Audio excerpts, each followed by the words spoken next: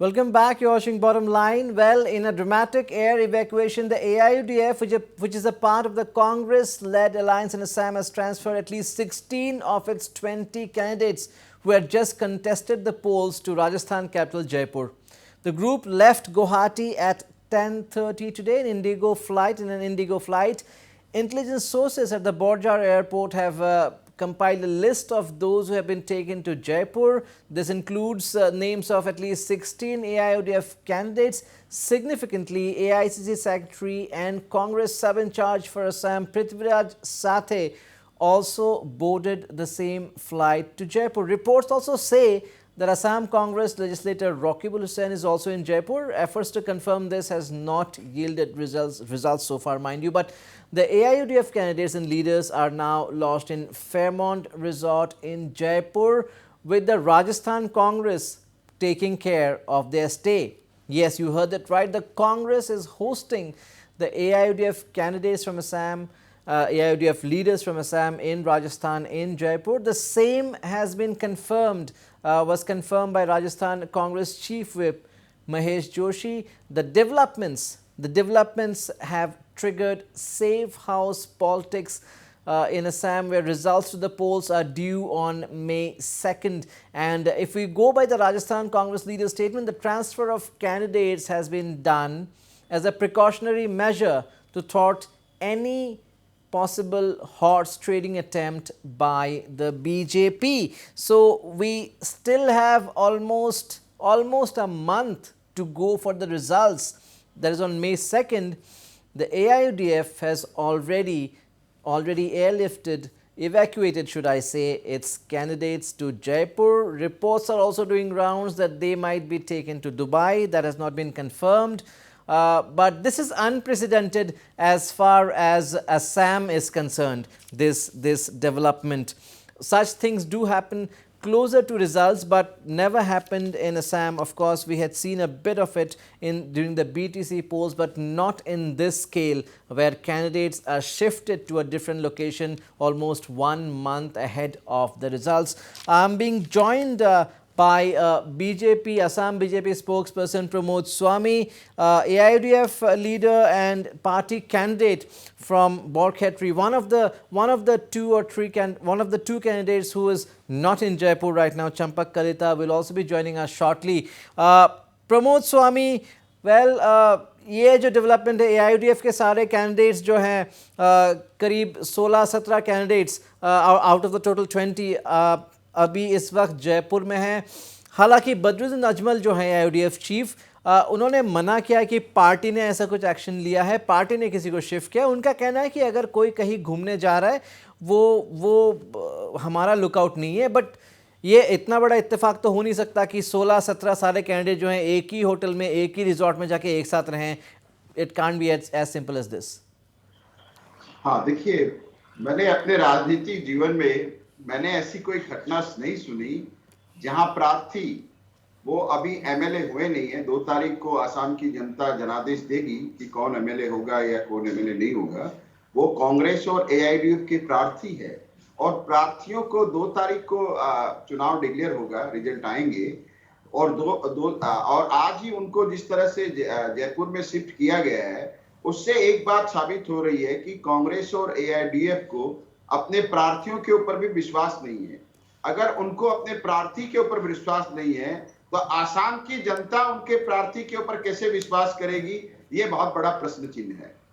दूसरी बात, ये उनका व्यक्तिगत मामला है कि वो अपने प्रार्थियों को जयपुर में रखे, लंदन में रखे, अमेरिका रखे, दुबई रखे, जहां रखे, वो उनकी बात है. लेकिन इस बात से एक बात साबित हो चुकी है कि कांग्रेस पार्टी और AIUDF अपनी जो काफी संकित है और उनको अपने प्रार्थियों के ऊपर भी उनको चंपक कलिता जो AIUDF कैंडिडेट हैं बरखेत्री से और पार्टी लीडर हैं, he has joined us. Welcome Champak Kalita to bottom line. Well, ये जो खबर आई है कि जो करीबन 16 से 17 कैंडिडेट्स जो हैं जिन्होंने अभी हाल ही में चुनाव लड़ा, आज की तारीख में इस वक्त जयपुर में है एक रिजॉर्ट में. क्या चल रहा है? क्या AIUDF डरी हुई है? क्या हो रहा है? क्यों सारे कैंडिडेट्स को उठा के जयपुर भेज दिया गया? क्या कारण है? हालांकि आप जैसे कि आप अभी भी हैं यहाँ पे और एक दो कैंडिडेट जो नहीं गए हैं, but maximum majority candidates are not in Assam right now. इसका क्या कारण हो सकता है चंपक कलिता? देखिए, हम पहले भी कह चुके हैं कि हम लोग का पार्टी का जो कैंडिडेट है वो लोग मॉरली मेंटली बहुत स्ट्रांग है। और जहां तक ये दौरे की बात चल रही है, ये उन लोग का व्यक्तिगत दौरा हो सकता है।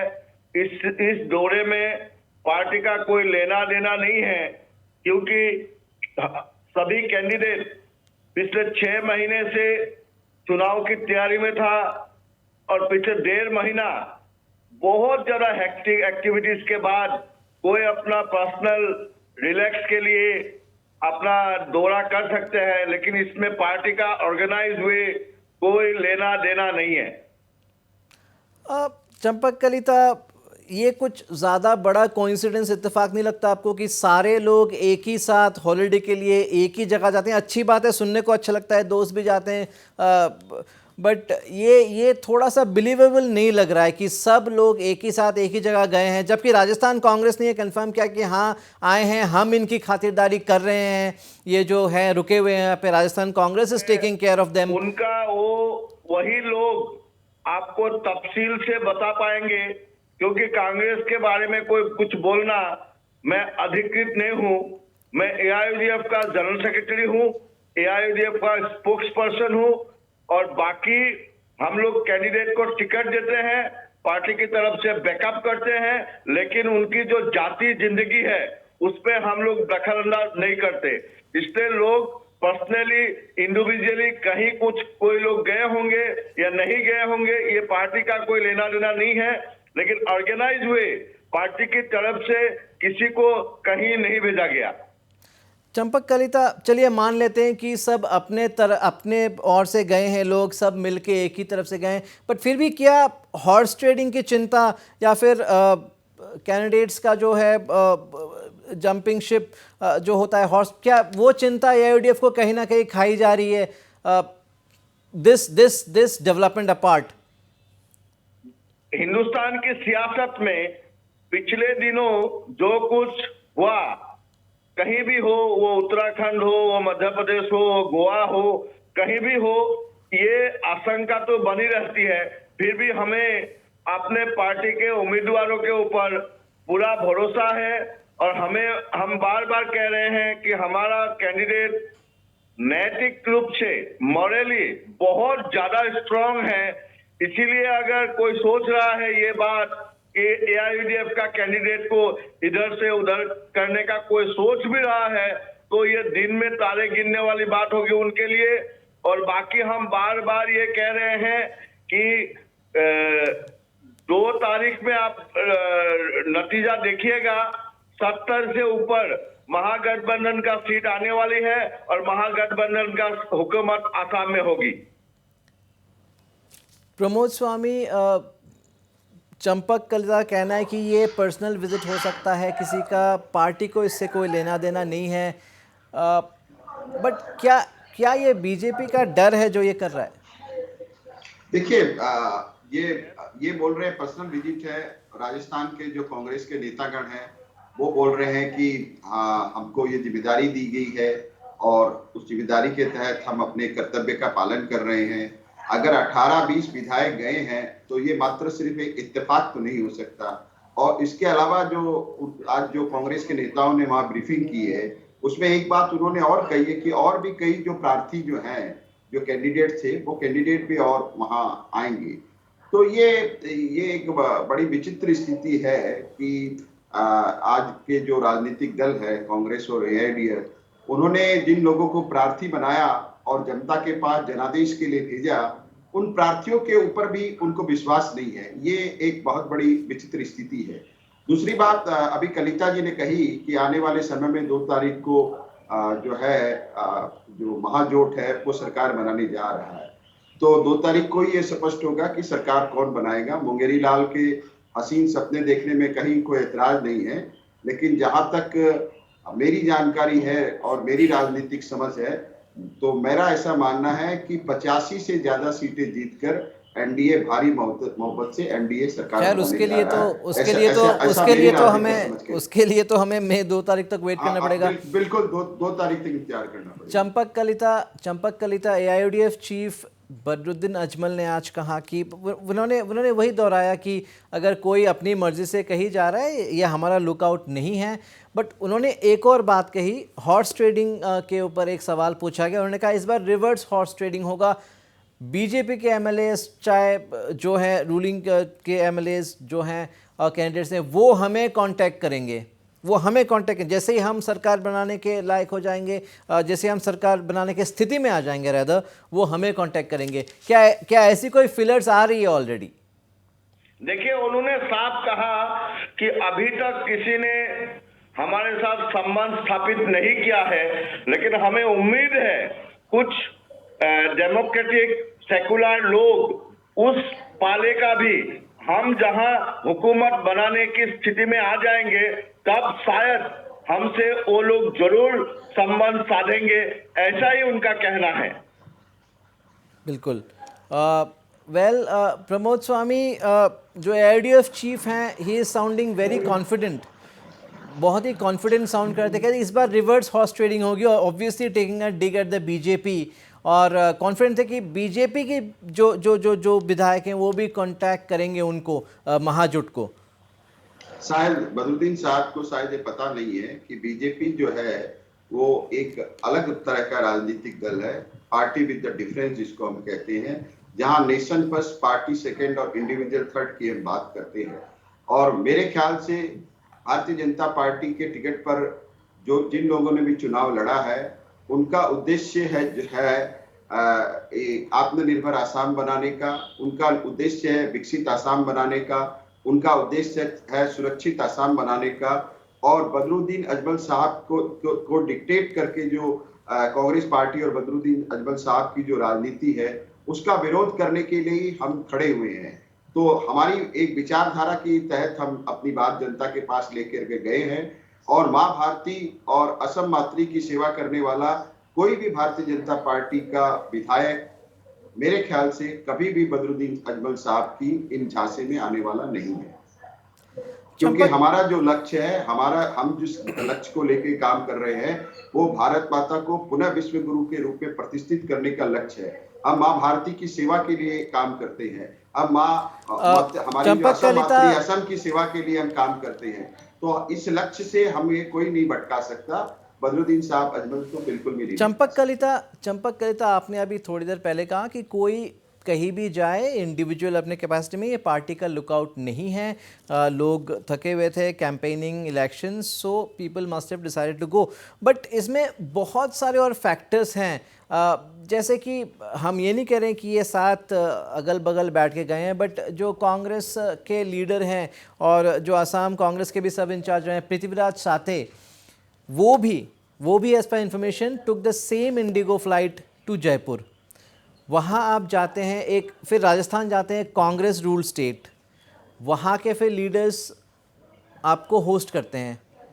तो कहीं ना कहीं क्या ऐसा ही लग रहा है कि जो कांग्रेस का एक्सपीरियंस रहा है दूसरे स्टेट्स में, जो स्टेट्स उनके हाथ से निकल गए probably from a point of advantage, उसको देखते हुए उसके मद्देनज़र शायद से ये लीडरशिप, दोनों जो महाजुट के जो लीडरशिप हैं, दोनों ने डिसाइड किया ऐसा कुछ डिसीजन लेने के लिए।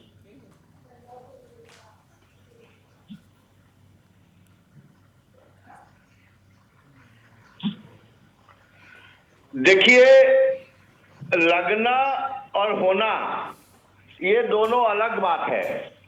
लगना और होना ये दोनों अलग बात है। और जहां तक कांग्रेस का कोई लीडर हो या कोई लीडर हो, वो कौन किस फ्लाइट से जा रहा है आ रहा है, इसका तफसील से जवाब वही दे पाएंगे।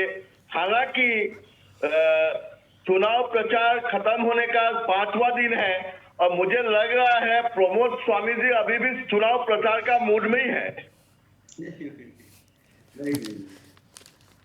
नहीं। क्वेश्चंस को आप डक कर रहे हैं चंपक कलिता जी। जो क्वेश्चंस को आप मैं ये नहीं, मैं इससे भाग नहीं रहा हूँ। मैं आपका जवाब दे रहा हूँ कि कांग्रेस का कोई भी नेता किस फाइट में गए हैं, इसका जवाब देने के लिए मैं ऑथराइज नहीं हूँ। तफसील से वही बता पाएंगे। लेकिन जहां तक प्रमोद स्वामी जी का वक्तव्य मैं जहां तक समझ पाया, मुझे लग रहा है कि 5 दिन बाद भी चुनाव प्रचार के खत्म होने के बाद भी प्रमोद स्वामी जी अभी भी चुनाव प्रचार के मूड में ही है।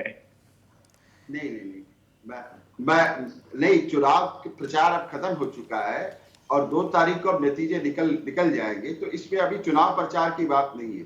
आज की जो चर्चा का विषय ये है कि एआईयूडीएफ के जो प्रार्थी है या कांग्रेस के जो प्रार्थी है, वो आज जयपुर में गए हैं और एक विशेष होटल में उनको ठहराया गया है और मीडिया में इस बात की चर्चा है कि कांग्रेस पार्टी और एआईयूडीएफ जो है अपने प्रार्थियों के प्रति उनका विश्वास जो है कहीं न कहीं डगमगाया है।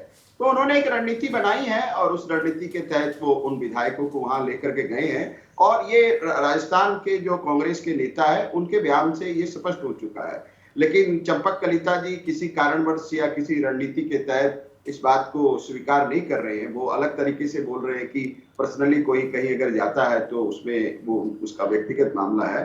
तो ठीक है, वो एक उनका एक राजनीतिक स्टैंड है, मेरे को उस पर ज्यादा टीका टिप्पणी नहीं करनी है। लेकिन यहाँ तक इन्होंने कहा कुछ देर पहले और बदरुद्दीन साहब ने जो कहा कि बीजेपी के कुछ विधायक हमारे ऊपर आ सकते हैं, तो हमने एक आइडियोलॉजी के तहत, एक विचारधारा के तहत चुनाव लड़ रहा है। मैं कोई चुनाव प्रचार की बात नहीं कर रहा। मैंने ये कहा कि एक विचारधारा के तहत हमने चुनाव लड़ा और वो विचारधारा थी कि असम को आत्मनिर्भर असम बनाने की विचारधारा पे हमने चुनाव लड़ा और कांग्रेस पार्टी ने चुनाव लड़ा बदरुद्दीन साहब के ऊपर निर्भर होकर के चुनाव लड़ा। नहीं, वो देखिए वो आपका एलिगेशन है, चुनाव खत्म हो चुके हैं अब, वो आपका एलिगेशन है, ठीक है। We have had this all throughout the campaigning phase. Champak Kalita ji से मैं और एक सवाल पूछना चाहूँगा। ठीक है, कांग्रेस की बात आप नहीं कर सकते, कांग्रेस के एक्शंस के जवाब कांग्रेस ही दे पाएंगे, लेकिन आपके जो हैं 16 से 17 कैंडिडेट्स एक ही साथ, एक ही जगह, एक ही रिजॉर्ट में जाना डिसाइड करते on the same day. Well, party को पता तो होगा कि सवाल उठेंगे, जवाब देखिए, मैं इतना ही कह सकता हूँ, कुछ तो लोग कहेंगे, लोगों का काम है कहना।